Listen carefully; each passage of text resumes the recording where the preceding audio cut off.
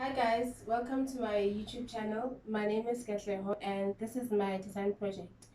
It is a modified car alarm system which has the following components: a buzzer, PIR sensor, ultrasonic sensor, a fingerprint scanner, LCD and 4 LEDs. This is how it works. When an intruder is trying to gain access to the vehicle, the PIR sensor will detect motion, which will trigger this red LED.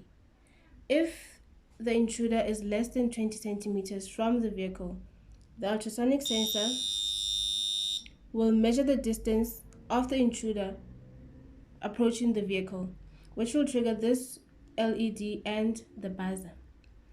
To deactivate the alarm, a fingerprint identification will be required.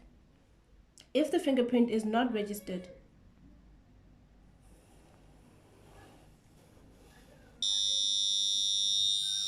the system will not deactivate. But if the fingerprint is registered,